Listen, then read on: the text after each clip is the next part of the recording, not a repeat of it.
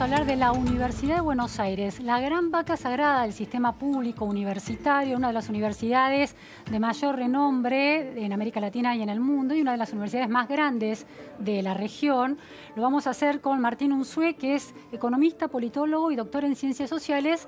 Es el director de un importante instituto de la Universidad de Buenos Aires, el Instituto Gino Germani. Muchísimas gracias, Martín, por estar aquí.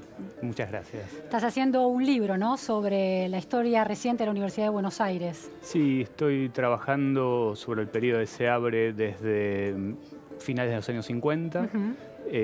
Un poco, bueno, en función del bicentenario de la universidad, que va a ser en el 21. La universidad se funda en 1821 y, bueno, supongo que va a haber un montón de trabajos de revisión histórica. Claro. Uno de los más conocidos es la historia que escribió Tulio Alperindongui, que termina justamente en los años 60, cuando se publica, a comienzos de los años 60. Entonces, un poco la idea mía es hacer... No digo la continuación, porque yo no soy historiador y no quiero hacer un recorrido histórico, pero sí ver el periodo posterior. Hay una idea de que la Universidad de Buenos Aires es una especie de bastión de educación para todos, de educación de alta calidad para todos. ¿Cuán real es hoy esa afirmación?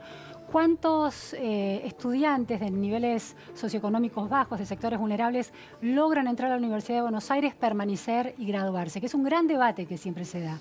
Sí, a ver, la universidad es gigante y por cantidad de estudiantes yo diría que es la más grande de América. En algunos años está en ese mismo lugar con la UNAM de México. Estamos hablando de unos 300.000 estudiantes. En esa cantidad, evidentemente, hay de orígenes sociales muy diversos. Y sí tenemos estudiantes que son primera generación de universitarios, es decir, que no tienen padres y madres universitarios. Que ya es un indicio de sector de nivel socioeconómico bajo. Sí. O en todo caso de no tener una tradición familiar universitaria o de profesionales universitarios. Yo creo que una de las características que tiene la UBA por su tamaño es una diversidad de composición social muy grande. Y ¿pero qué porcentaje? ¿Hay algún porcentaje Mira, definido? la Secretaría Académica hace periódicamente relevamientos, censos incluso. Yo no tengo el número exacto, pero es verificable que entran muchos estudiantes que son primera generación. Ahora, en relación a la graduación, que es algo que habitualmente se señala que la universidad, las universidades en general en Argentina tienen graduaciones bajas. Sí, comparado con Brasil o con Chile, por ejemplo. Comparado con Brasil o con Chile. Es cierto y responde a muchas cuestiones, entre ellas el modo de ingreso. Muchos casos lo que tenemos son cambios de carrera que te figuran como que no se graduaron, pero se cambiaron de carrera. Y después también lo que sucede es que hay muchas profesiones que no necesitan la acreditación del título para ejercer. Porque si vos sos médico, bueno, no podés ejercer la medicina si no tenés el título, pero hay un montón de otras carreras que se dan en la universidad y que en muchos casos los estudiantes no necesitan terminarlas para empezar a desempeñarse profesionalmente, incluso para realizar una inserción profesional importante. Informática, esto pasa por ejemplo. En informática, en ciencias de la comunicación, muchos que vienen al periodismo en ese sentido. También en ingeniería hay muchos trabajos que muestran que los ingenieros, ante cierta falta de ingenieros, son reclutados antes de terminar y que muchos abandonan porque ya se insertaron profesionalmente. Entonces ahí habría que poner alguna aclaración, ¿no? Si bien es bueno que se gradúen y que la universidad gradúe, en algunos casos cumple también esa función de formar gente para insertarse laboralmente, aunque no hayan completado toda la carrera. Ahora, Martín, la gran diferencia con un sistema universitario como el brasilero, que en las universidades públicas son de élite con un duro examen de ingreso, contrario a la concepción argentina, que es una universidad de acceso irrestricto. Cuando se tiene en cuenta quienes efectivamente se gradúan es contra aquellos que efectivamente entraron. Y la Universidad de Buenos Aires tiene un problema que dispara otra cuestión, que es que el CBC funciona efectivamente como un filtro, porque el 50% de los chicos no logran terminar en tiempo y forma el CBC, de manera que ya hay un filtro, aunque no esté institucionalizado, pero cuando se computa cuántos se graduaron, se cuenta desde el día 1 del CBC. Entonces eso hace que el número de graduados parezca muy bajo, porque los que habían entrado al CBC es muy alto. Entonces, la pregunta en ese sentido es, ¿no es hora de que la Universidad de Buenos Aires sincere que tiene un filtro de ingreso? Mira, el CBC es una instancia en la que hay deserción, pero las universidades que no tienen CBC también tienen deserción y todos los estudios muestran que el primer año es el año donde se producen las tasas de abandono más significativas, lo cual... ¿De ese nivel del 50%? En todas las universidades, incluso en las privadas también, el primer año es el año donde hay más abandonos. ¿Por qué? Por cuestiones de que no encuentran su vocación, o porque se quieren cambiar de carrera, o porque dejan de estudiar, o porque en aquellas universidades que tienen un examen de ingreso o un curso de ingreso obligatorio? Bueno, en el caso, por ejemplo, de las brasileñas, lo que vos tenés es que es tan difícil atravesar ese examen que el costo de oportunidad de abandonar una vez que han ingresado es alto. Eso no pasa en nuestro sistema. Entonces, como el costo de oportunidad es simplemente me anoto en otra carrera o dejo y vuelvo en el futuro cuando quiera, es comprensible que tengamos abandonos, pero no siempre abandonos, también cambios de carrera y demás. Y hay otra cuestión que me parece importante señalar. Ponerle la lupa demasiado al problema del abandono puede ser riesgoso, porque genera un incentivo para que las universidades busquen mejorar sus tasas de graduación y eso puede comprometer la calidad. En el sentido que se relajan los niveles de exigencia para que los alumnos avancen en la carrera. Si hay una demanda muy fuerte para que las universidades mejoren sus tasas de graduación, la forma más fácil es decir, bueno, empezamos a aprobar más gente. Que de hecho es mucho más sencillo, ¿no? Porque cuando un docente, yo soy profesor, tiene que desaprobar a alguien, es más trabajo, es más laborioso, hace falta dar mayores explicaciones que poner un 4 y dejar que transite. Entonces, hay que tener cuidado de no generar un incentivo para que las universidades resulten más permisivas en esas trayectorias y que esto no comprometa la calidad. Ahora, el dato de la baja tasa de egreso podría servir para replantear cuestiones pedagógicas y de organización de la universidad. ¿No está sirviendo para eso? No, la universidad está permanentemente modificando planes de estudio, modos de enseñanza, incorporando algunas prácticas nuevas. Es verdad que hay distancias entre lo que hoy son las nuevas generaciones que ingresan a la universidad y que en muchos casos tienen problemas para hacerse al hábito del estudiante universitario tal como lo imaginábamos tradicionalmente. Ejemplos concretos, es frecuente que los estudiantes intenten revisar la bibliografía en los celulares, ¿sí? Que en principio, por lo menos para gente ya de otra generación, parece algo absurdo, un inconveniente, pero bueno... leer los textos en los celulares. Leer textos en los celulares. Sin embargo, es algo que ellos lo vienen reproduciendo en toda la educación media y que no encuentran cuáles son las explicaciones por las que eso no sería una práctica ideal de estudio. Bueno, básicamente porque la neurociencia ha demostrado que leer en una pantalla deja menos huella cognitiva y se aprende menos que leyendo un libro. Por ejemplo, podría ser interesante que lo supieran. Seguro.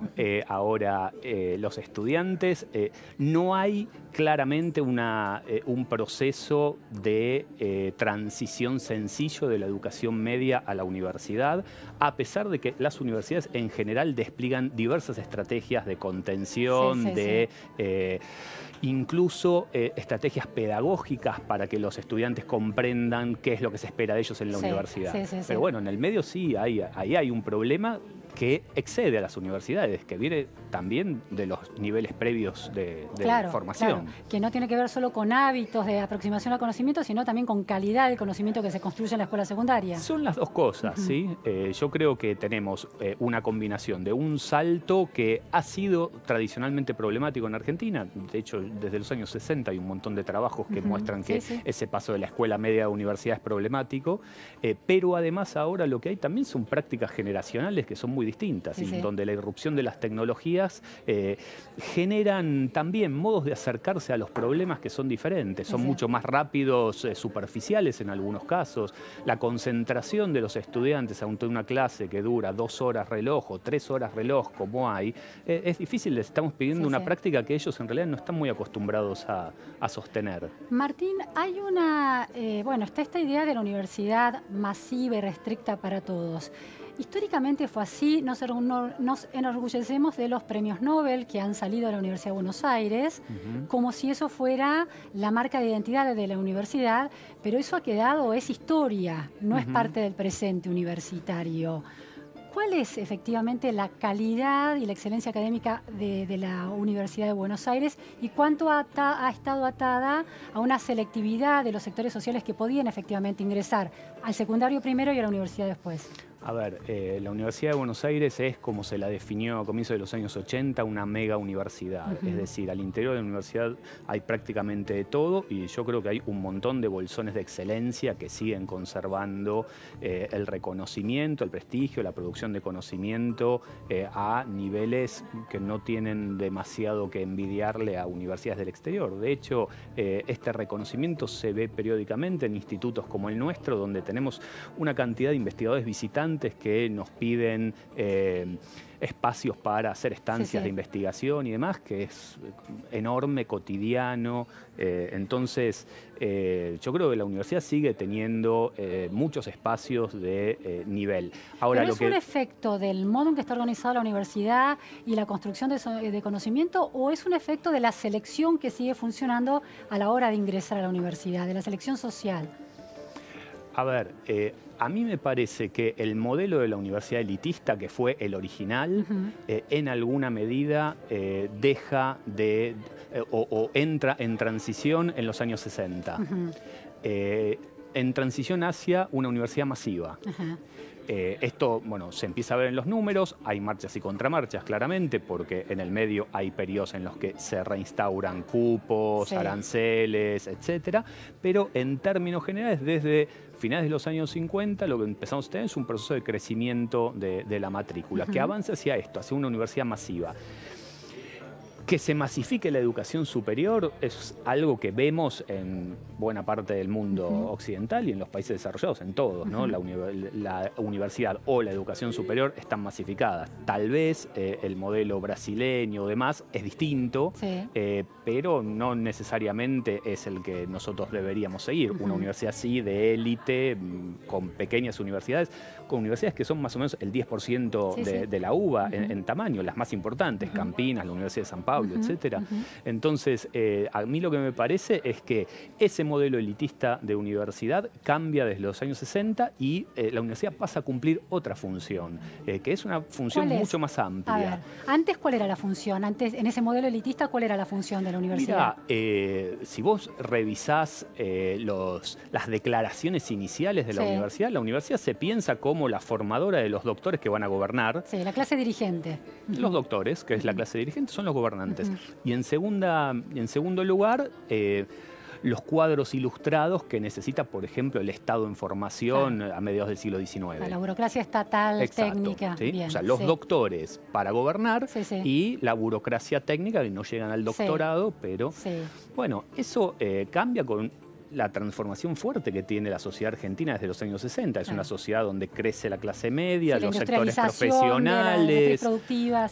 Entonces, la universidad pasa a formar a doctores, etcétera, pero que ya no son los que van a ir al Parlamento o al Poder Ejecutivo, sino que están en muchos otros espacios, ¿sí? Y que son con los que nosotros interactuamos permanentemente. El abogado con el que vas cuando tenés un inconveniente, el médico, el arquitecto, el ingeniero, todos los profesionales que necesita una sociedad con algún grado de desarrollo como la nuestra. Entonces, eso es parte de ese proceso de masificación de la universidad. Empezar a producir profesionales en cantidades significativas que bueno, van alimentando todos los centros urbanos de la Argentina, incluso los pequeños pueblos, ¿no? Donde también está el escribano, el abogado, el médico. Martín, uno de los cuestionamientos que se le hace a la vida universitaria y a la UBA especialmente es que parte de esa experiencia de aproximación al conocimiento y de construcción del conocimiento está combinada con la militancia estudiantil, que a veces irrumpe de manera poco interesante, sesgando las discusiones, tergiversando elecciones, de alguna manera desbalanceando la diversidad ideológica de los debates en las aulas y en la vida universitaria. ¿Cuán rica es esa militancia estudiantil para una universidad pública como la UBA hoy en día? A ver, yo creo que la Universidad Argentina tiene una impronta desde la reforma del 18, bastante particular, que significa que es una universidad que está politizada, aunque eso no sea necesariamente lo mismo que partidizada, ¿no? A ver, ¿cuál es la distinción? Tal vez dos cosas diferentes. A ver, sí.